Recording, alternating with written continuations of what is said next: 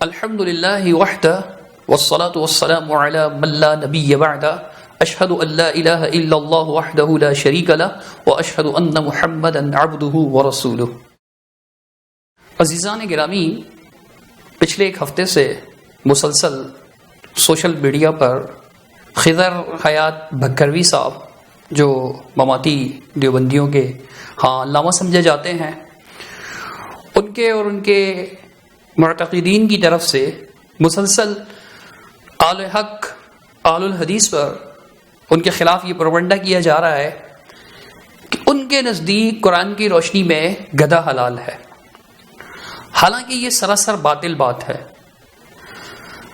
بات دراصل یوں ہے کہ آئے دن خضر حیات بکھروی صاحب کی ویڈیوز کلپس کی صورت میں سامنے آتی رہتی ہیں، جن میں وہ بارہا اس بات کا تذکرہ کرتے ہیں، بار بار اس بات کو دہراتے ہیں کہ قرآن حاکم ہے حدیث پر، اور ہر وہ حدیث جو قرآن مجید کے خلاف ہوگی، ان کا یہ کہنا ہے کہ ہر وہ حدیث جو قرآن مجید کے خلاف ہوگی وہ رد کر دی جائے گی کیونکہ قرآن حاکم ہے۔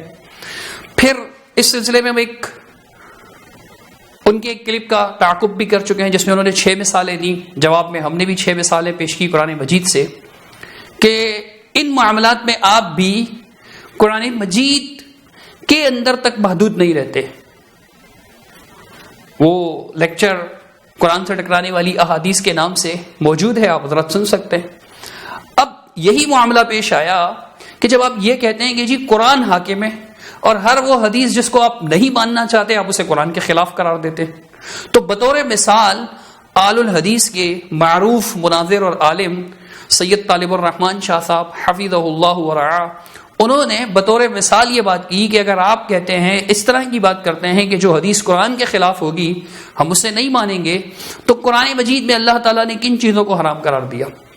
مثال کے طور پہ دیکھیں، کھانے پینے کے معاملات میں اللہ سبحانہ تعالیٰ نے سورۃ الانعام آیت نمبر 145 میں بیان فرمایا کہ قُل لَا أَجِدُ فِي مَا أُوحِيَ إِلَيَّ مُحَرَّمًا عَلَىٰ طَاعِمٍ يَطْعَمُهُ، فرمایا اے نبی صلی اللہ علیہ وسلم آپ کہہ دیجئے کہ جو کچھ میری طرف وحی کیا گیا ہے اس کے مطابق میں کسی چیز کو حرام نہیں پاتا کسی بھی کھانے والے پر کہ وہ اسے کھائے، الا ان یکون میتا، سوائے اس کے کہ وہ مردار ہو، او دم مسفوحا، یا بہایا ہوا خون ہو، او لحم خنزیر، یا خنزیر کا گوشت ہو، فإنہ رجس، اس لیے کہ وہ کیا ہے؟ ناپاکی ہے، گندگی ہے، او فسقا احل لغیر اللہ بہ، یا نافرمانی کا باعث غیر اللہ کے نام پر معروف کیا گیا، مشہور کیا گیا، پکارا گیا جس کھانے پر غیر اللہ کا نام۔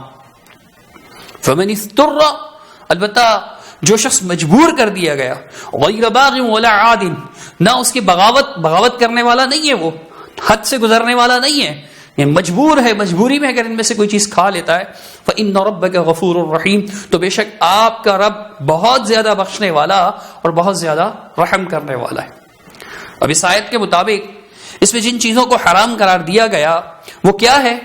مردار، بہتا خون، خنزیر کا گوشت اور غیر اللہ کے نام پر مشہور کیا گیا، یہ 4 چیزیں اس کے اندر مذکور ہیں۔ تو کہا گیا کہ جی قرآن تو ان چیزوں کو کھانے والے پر، طعام کوئی کھانا، وہ یہ چیزیں حرام ہیں۔ تو اس کے علاوہ جانوروں میں صرف خنزیر کا نام لیا ہے قرآن مجید نے، اور کسی جانور کا نام نہیں لیا، جیسے گدھا ہے سبھی اس کو حرام مانتے ہیں، تمام اہل اسلام اسے حرام مانتے ہیں۔ خنزیر کے علاوہ گدھا، خچر، کتا، بلی اور اس طرح جو اور کوا وغیرہ اور جو اس طرح کے پرندے بھی ہیں کچھ بہت سے، شیر، چیتا، گیدڑ، لومڑ، یہ سب حرام قرار دیتے ہیں۔ تو آیت میں تو صرف ان چیزوں کا ذکر ہے، تو یہاں پر آپ حرام کیوں قرار دیتے ہیں؟ یہاں آپ کا وہ اصول کہاں جاتا ہے؟ اگر آپ کہیں کہ جی اس کی حرمت پر تو حدیث موجود ہے، یعنی جیسے کتا، چیتا، بلی وغیرہ جو ہیں یہ تو جو زیناب ہیں، یعنی نوکیلے دانتوں والے ہیں، اور ان کو حرام قرار دیا گیا، رسول اللہ صلی اللہ علیہ وسلم نے ان سے منع کیا ہے، اس لیے تو وہی بات آ جائے گی نا کہ بھئی یہ تو حدیث ہے نا، یہ تو حدیث میں ہے۔ اگر گھریلو گدھے جو پالتو گدھے عام طور پر حرام کیے گئے ہیں احادیث میں، جنگ خیبر کے موقع پر ہمیشہ کے لیے حرام کر دیے گیا، معروف احادیث ہیں، میں اختصار سے بس صرف بتا رہا ہوں کیونکہ یہ سب معروف ہیں احادیث الحمدللہ۔ تو یہ جو حرام قرار دیا گیا ہے تو یہ بھی احادیث ہی ہے نا، تو آپ کا اصول تو یہ ہونا چاہیے جیسے آپ بیان کرتے ہیں. اب میرا مسئلہ یہ ہے کہ ہم کہتے ہیں کہ قرآن کا مسئلہ حق ہے اور روایت اس کے مد مقابل بخاری میں بھی ہو تو وہ رسول اللہ کا فرمان نہیں، کیونکہ رسول کبھی قرآن کے خلاف کر سکتا نہیں کر سکتے. بے شک یہ بات سمجھ آئی. ایک مثال، لیکن اہل حدیث اڑے ہیں. آپ کے بیان کردہ اس اصول کے مطابق ہونا تو یہ چاہیے آپ کہیں کہ جی قرآن حاکم ہے، چونکہ قرآن میں تو یہی چیزیں حرام ہیں، اس کے علاوہ نہیں، تو لہٰذا گدھا بھی حلال ہے، کتا بھی حلال ہے، شیر بھی حلال ہے، گیدڑ لومڑ بھی حلال ہیں، اور اسی طرح کوا بھی حلال ہے، عقاب بھی حلال ہے، چیل بھی حلال ہے، شکرا بھی حلال ہے، باز بھی حلال ہے. آپ ان سب کو حلال قرار دے دیجئے. کیوں حرام قرار دیتے؟ قرآن مجید سے ان کی حرمت آپ ثابت نہیں کر سکتے. یہ چیلنج تھا. جو لوگ قرآن کے مقابلے میں حدیث کو نہیں مانتے ان سے یہ گزارش ہے کہ وہ گدھے کا گوشت کھائیں یا گدھے کے گوشت کو قرآن سے ثابت کریں کہ قرآن نے اس کو حرام قرار دیا ہے. تو قرآن سے گدھے کا حرام ہونا آپ ثابت نہیں کر سکتے. یہ چیلنج تھا اور یہ نہیں کر سکتے یقیناً. اب اس کا جواب دینا تو ان کے بس کی بات نہیں تھی. سید طالب الرحمن شاہ صاحب نے، جیسا کہ ہمیشہ سے اہل اسلام حدیث کو ماننے والے جب جب منکرین حدیث پیدا ہوئے تب سے لے کر اب تک ان سے پوچھتے آ رہے ہیں کہ حرمت والی چیزیں تو یہ ہیں، آپ اسلام کا دعویٰ کرتے ہو، قرآن کو ماننے کا دعویٰ کرتے ہو، تو کیا آپ ان چیزوں کو حرام قرار دیں گے یا حلال قرار دیں گے؟ پوچھتے ہیں اور بہت سے لوگ لاجواب ہو جاتے ہیں. منکرین حدیث کوئی جواب نہیں ہے ان کے پاس. یا حلال مان لیں یا پھر جو ہے نا وہ کوئی تعویل کرتے پھرتے ہیں. اگر صاف لفظوں میں ایسی چیزوں کو جب وہ حلال مان لیں گے تو لوگوں کو تو پتہ چل جائے گا کہ ان کا اسلام سے کتنا کوئی تعلق ہے، تو وہ تعویلات کرتے ہیں. اب خضر حیات بکھروی صاحب جو کہنے کو علامہ ہیں، ان کے ساتھیوں نے اور انہوں نے کیا جعل سازی کی، کیا دھوکہ کیا، کیا فریب فراڈ کی، کیا جھوٹ پھیلایا کہ جی ان کے نزدیک، اہل الحدیث کے نزدیک جو ہے وہ قرآن کی روشنی میں گدھا حلال ہے. استغفر اللہ. مطلب دیندار طبقہ ہو کر کے، دین کا نام لینے والے، قرآن و سنت کی تعلیم دینے والے، قرآن و سنت بیان کرنے والے جب اس طرح دھوکہ، فریب، جعل سازی اور فراڈ اور چیٹنگ کرنے لگیں گے تو پھر آپ خود سوچئے کہ عوام کی کیا حالت ہوگی کہ یہ عوام کے مربی ہیں، عوام کی تربیت کرنے والے. ادھر سے اٹھا کر دنیا نیوز میں کچھ عرصہ پہلے خانی وال میں کہیں گدھے کا گوشت بکتا، یعنی بیچنے کے لیے ذبح ہوا گوشت پکڑا گیا، نیوز بریک ہو گئی اور اس سے پوچھا گیا، وہاں کوئی جاہل تھا، وہ شاید یہی کہہ رہا تھا کہ جی یہ تو حلال ہے، گدھا تو حرام نہیں ہے. اس کو لے کر فضیلت الشیخ سید طالب الرحمن حفظہ اللہ پر فٹ کر دیا. صرف ابتدائی کلمات دنیا نیوز کے آگے اپنی طرف سے وہ بول رہا ہے، جس طرح بول رہا ہے نظر آ رہا ہے کہ دنیا نیوز میں ایسی کوئی نیوز آئی نہیں ہے، ایسی کوئی نیوز آئی نہیں. سارے کا سارا جعل سازی اور فراڈ، یعنی کہیں کی اینٹ کہیں کا روڑا، بان وتیرے کنبا جوڑا. اب یہ زیادتی کرنا، کیا اسلام اس کی اجازت دیتا ہے کہ آپ جھوٹ بولیں کسی پر؟ تو آپ یہ سب کچھ کیوں کر رہے ہیں؟ یعنی اس دھوکے کی، اس چیٹنگ کی، اس فراڈ کی، اس جھوٹ کی وجہ کیا ہے؟ ظاہر سی بات ہے کہ قرآن سے ان چیزوں کا حرام ہونا ثابت نہیں کر سکتے. اور بڑے دھڑلے سے مثال دیتے ہیں، 4 چیزیں اس آیت میں، 4 باتیں، اس لیے شاہ صاحب نے 4 کا ذکر کیا. تو کہتے ہیں کہ جی کیا قرآن میں سود حرام نہیں ہے؟ کیا قرآن میں خمر حرام نہیں ہے؟ سن لیجئے. کیا شراب قرآن میں حرام نہیں؟ جوا قرآن میں حرام نہیں؟ سود کو قرآن نے حرام نہیں کہا؟ ہاں حرام ہے. آپ لسٹ بڑھا دیں گے کہ بھئی یہ قرآن میں جو ہے وہ خمر کو بھی حرام قرار دیا گیا ہے، نشے والی شراب کو حرام قرار دیا گیا ہے، خمر کو. قرآن مجید میں جوا کو بھی حرام قرار دیا گیا ہے. قرآن مجید میں سود کو بھی حرام قرار دیا گیا ہے. قرآن مجید میں آپس میں ایک دوسرے کا باطل طور پر مال کھانا، اس کو بھی حرام قرار دیا گیا. آپ فہرست بڑھاتے چلے جائیں، کوئی مسئلہ نہیں ہے. لیکن قرآن سے نا سود حرام ہے، اس سے گدھا حرام کیسے ثابت ہوا؟ سود حرام ہے، اس سے کتا حرام کیسے ثابت ہوا؟ بلہ حرام کیسے ہوا؟ چیتا، گیدڑ، لومڑ حرام کیسے ہوا؟ چوہا کیسے حرام ہوا؟ اس سے یہ بتانا ہے اپنے قرآن سے. یہ سوال تھا، اس کا جواب دے نہیں پا رہے. کہتے ہیں جی اہل حدیث کے نزدیک گدھا حلال ہے. استغفر اللہ. اہل حدیث تو ہمیشہ سے گدھے کو حرام کہتے ہیں. حدیث موجود ہے رسول اللہ صلی اللہ علیہ وسلم کی صحیح مسلم شریف میں کہ اللہ کے رسول صلی اللہ علیہ وسلم نے قیامت کے دن تک ان چیزوں کو حرام قرار دے دیا تھا. گدھے کے گوشت کے بارے میں کہ قیامت تک اللہ کے رسول صلی اللہ علیہ وسلم نے اس کو حرام قرار دے دیا تھا. متعۃ النساء سے بھی منع فرمایا تھا. تو یہ بڑی معروف حدیث ہے. اہل حدیث قطعاً اس کو حلال نہیں کہہ سکتے. قطعاً کہتے ہی نہیں ہیں یہ ان کا جھوٹ ہے، یہ ان کا فراڈ ہے۔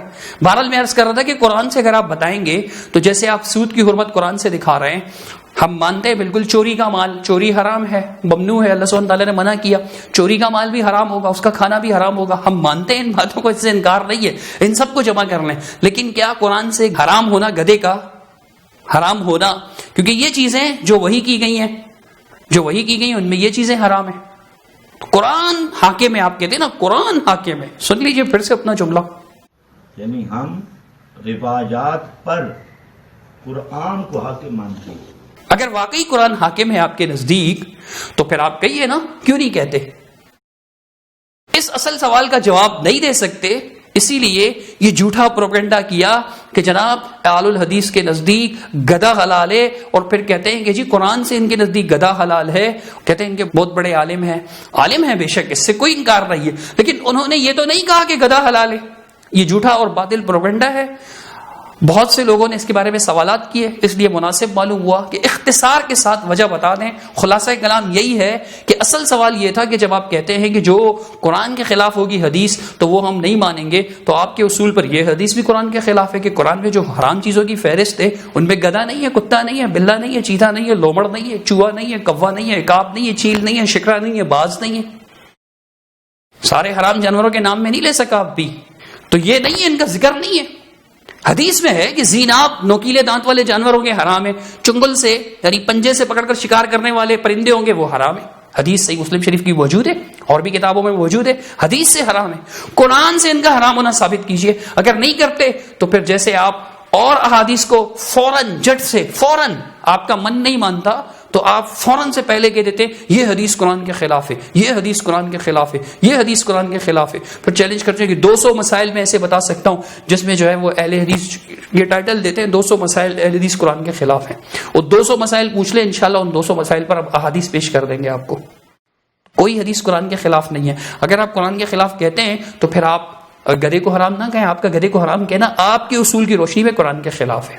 اللہ تعالیٰ آپ کو ہدایت دے۔ خضر آیات بکھروی صاحب، اللہ تعالیٰ آپ کو جھوٹ سے، فریب سے، جال سازی سے، دھوکے سے، چیٹنگ سے، فراڈ سے محفوظ رکھیں۔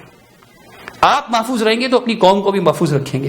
اگر آپ محفوظ نہیں رہیں گے ان چیزوں سے، آپ خود جو ہے نا وہ جھوٹ بولتے رہیں گے، غلط بیانیاں کرتے رہیں گے، کذب بیانیاں کرتے رہیں گے، دھوکے دیتے رہیں گے، فراڈ کرتے رہیں گے، چیٹنگ کرتے رہیں گے، تو پھر آپ کے ماننے والے، آپ کے چاہنے والے، آپ کے معتقدین، آپ سے تربیت پانے والے انہی چیزوں کی تربیت پا کر یہی حرکتیں کریں گے، اور انہوں نے کی ہے۔ اللہ المستعان، اللہ تعالیٰ ان کو سمجھ عطا فرمائے۔ اقول قولی ھذا استغفر اللہ لی ولکم ولسائر المسلمین اجمعین برحمتک یا ارحم الراحمین۔ شب گریزاں ہوگی آخر جلوائے خورشید سے، یہ چمن معمور ہوگا نغمائے توحید سے۔